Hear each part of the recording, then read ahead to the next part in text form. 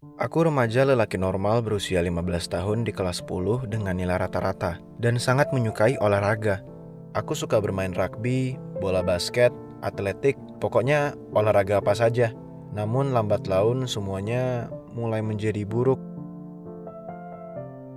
Sekitar April, aku mulai merasakan sakit kepala luar biasa yang sering datang.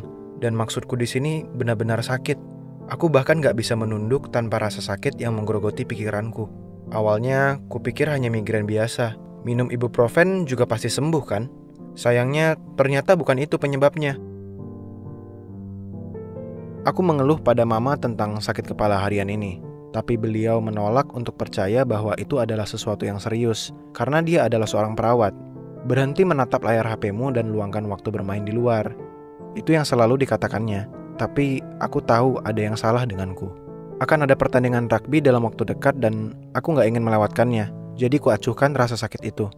Mungkin sakit ini karena benturan kepala saat olahraga, kataku pada diri sendiri. Aku hanya lelah, mungkin sebaiknya aku tidur lebih awal. Tapi aku gak bisa tidur. Sekuat mungkin ku berusaha untuk tidur, rasa sakit itu terasa luar biasa parah. Aku menangis di ranjang memanggil mama. Tolong buat rasa sakit ini hilang, Ma. Tolong. Aku menangis terus-menerus dan merasa sudah cukup rasa sakit ini. Mama memutuskan untuk membuat janji dokter untuk melihat apa ada yang bisa mereka lakukan. Aku berharap dokter bisa meresepkan obat penghilang rasa sakit dan sakit itu akan hilang. Tapi ternyata mereka nggak bisa. Mamaku nggak berhenti sampai di situ dan beliau memaksa untuk CT scan esok harinya. Jadi tanpa obat atau diagnosa apapun, dokter menjadwalkan CT scan untukku. Aku merasa seakan duduk di ruang tunggu berjam-jam. Kepalaku terasa siap untuk meledak dengan rasa sakit luar biasa. Tapi ku tahan tangisku sebisa mungkin agar mama gak khawatir. Akhirnya, namaku dipanggil dan ku masuki ruangan itu. Sekitar 10-15 menit setelah selesai, "Bisakah kita pulang sekarang?" Ku tanya mama dengan tidak sabar. "Aku hanya ingin rebahan dan tidur." "Belum, Matthew. Kita harus menunggu untuk menemui dokter dan melihat hasilnya." Jadi kami menunggu, dan menunggu, dan menunggu, melihat jarum jam yang berdetik. Hingga akhirnya dokter memanggil kami masuk dan meminta kami untuk duduk. Kulihat wajah mama berubah muram saat ia melihat layar komputer dan sambil memegangku erat. "Tidak apa-apa, kamu akan baik-baik aja," katanya. Dokter pun melihat ke arahku. Dengan terbata, ia berusaha menemukan kalimat yang tepat untuk memberitahu hasil diagnosa ke anak lelaki berusia 15 tahun. "Maaf Matthew, tapi kamu memiliki tumor otak. Kamu akan segera dijadwalkan untuk pergi ke rumah sakit kota untuk dioperasi segera." Aku kebingungan. Bagaimana mungkin? Tumor hanya dialami oleh orang-orang yang sudah tua. Sedangkan aku hanya 15 tahun. Ini gak mungkin. Rasa terkejut menghantamku. Kulihat mama yang saat itu bersimbah air mata sambil memegang tanganku dengan tisu untuk menyeka matanya. Seluruh kehidupanku berputar terbalik. Masih banyak hal yang ingin kulakukan. Jika aku mati, bagaimana orang-orang akan mengingatku? Begitu banyak hal yang berlarian di pikiranku hingga aku gak sanggup untuk menahannya. Aku menangis sekencangnya sambil memeluk mamaku erat. "Mama sayang kamu dan akan selalu begitu." Aku gak punya tenaga untuk membalas ucapannya sebesar yang kuinginkan. Air mata dan tangisanku memenuhi ruang gawat darurat rumah sakit, tempat di mana aku menunggu ambulans untuk membawaku ke rumah sakit kota. Operasiku dijadwalkan dalam beberapa minggu dan aku udah gak sabar. Yang kuinginkan hanyalah kembali menjadi anak normal. Para dokter keluar masuk ruanganku setiap hari hingga Kamis sore saat 2 orang perawat masuk untuk mendorong ranjangku. "Waktunya bersiap untuk operasi ya," kata dokter dengan tenang. Tidak banyak yang bisa kuingat, tapi aku ingat mengucapkan salam ke mama dan papa, menggenggam tangan mereka erat sebelum memasuki ruang operasi. Akhirnya, aku akan terbebas dari setan sakit kepala ini. Akhirnya, aku merasa damai. Operasi itu berjalan selama 8,5 jam. Nggak bisa kubayangkan stres yang dirasakan oleh kedua orang tuaku malam itu. Saat terbangun, di setiap kesempatan yang ada akan kutanyakan, "Kapan kita akan pulang ke rumah?" Tapi itu tidak semudah kelihatannya. Terapis fisik, terapis pijat, dokter, seakan semua staf dokter di sana memeriksa keadaanku, tapi yang kuinginkan hanyalah pulang ke rumah. Hari-hari berlalu dan dokter terkejut saat melihatku sehat. stabil dan terlihat seperti anak normal lainnya, sehingga aku diizinkan pulang. Setidaknya aku keluar juga dari rumah sakit tersebut, pikirku saat itu. Tapi ternyata hal yang terjadi selanjutnya gak terbayangkan. Setelah sebulan lebih berlalu dan mama mendapat telepon dari departemen onkologi rumah sakit. Aku gak tahu pasti apa itu onkologi sampai mama menjelaskannya sebagai kanker.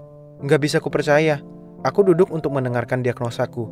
Glioblastoma 4, kanker otak stadium 4, dengan kemungkinan hidup 3% bahkan dengan pengobatan. Maaf ya, kamu hanya punya waktu hidup sekitar 6 bulan. Kalimat itu tertanam dalam diriku sejak saat itu. 6 bulan? Apa yang bisa kulakukan dalam 6 bulan? Aku ingin menikah dan punya anak, berkeliling dunia dan menikmati hidup. Aku berteriak dalam hati dan yang bisa kulakukan hanyalah menangis. Aku mulai kemoterapi dan terapi radiasi dan sebulan kemudian aku muntah setiap hari. Rambut rontok, berteriak dan menangis. Kenapa hal ini harus terjadi padaku? Bagaimana mungkin? Aku adalah anak 15 tahun yang sehat. Ini semua gak mungkin. Tapi sayangnya itu semua nyata. Dengan lebih dari 14 bulan pengobatan, janji dokter yang tak terhitung, dan obat-obatan yang tak terhingga serta stres yang tak terbayangkan yang dialami oleh orang tuaku. Bagian terberat dari kanker adalah bukanlah apa yang dilakukannya pada tubuhmu, tapi apa yang dilakukannya pada orang-orang yang menyayangimu. Deadpool. Kutipan itu mungkin bisa menggambarkan keseluruhan diagnosaku saat itu. Setiap hari, saat ku berada di kamarku atau ranjang rumah sakit, aku merasa bersalah karena diriku yang gak bisa berbuat apa-apa kecuali menangis. Aku harus melakukan sesuatu. Jika aku memang akan mati, setidaknya aku mati dengan mengetahui bahwa keluargaku dan orang-orang yang kusayang gak akan bersedih hati saat aku tiada, tapi bersyukur bahwa aku gak lagi kesakitan. Mama dan aku mulai bepergian ke berbagai tempat setelah semua janji dokter untuk menikmati hidup dan melakukan hal yang kuinginkan dengan sisa waktu yang kumiliki. Sudah 4 bulan berlalu sejak diagnosaku, dan orang tuaku merasa stres lebih dari sebelumnya. Setiap hari, aku akan mengatakan pada mereka bahwa aku baik-baik saja. Setiap hari kukatakan pada mereka, aku bahagia. Setiap hari adalah hari baru bagiku untuk bersyukur atas apa yang kumiliki. Bersyukur untuk kehidupan ini, bersyukur akan orang-orang yang kusayangi, dan dukungan mereka. 16 Juli 2018, kuselesaikan kemoterapi terakhirku. Aku berhasil. Kukalahkan peluang hidupku dan bertahan hidup 2 kali lipat dari yang diprediksikan dokterku. Tak diragukan lagi. Dalam pikiranku, alasanku bertahan hidup bukan hanya karena kasih dan dukungan orang-orang yang kusayang di sekitarku, tapi juga pola pikir positif yang kumiliki saat menjalani itu semua. Fokus pada keadaan orang lain dan membantu teman dan keluarga yang kesusahan membuatku bahagia. Itu membuatku merasa puas. Fokus pada betapa bersyukurnya diriku atas hidupku dan betapa luar biasanya hidup adalah hal yang menguatkanku dalam perjalananku. Sekarang, aku 17 tahun dan memiliki jadwal pemeriksaan MRI per 3 bulan untuk memastikan aku tetap berada di jalan yang benar. Tidak peduli apa yang akan terjadi di masa depan, aku tahu aku bahagia. Jika kamu memerlukan bantuan kebutuhan medis dan mental, Halodoc bisa membantumu.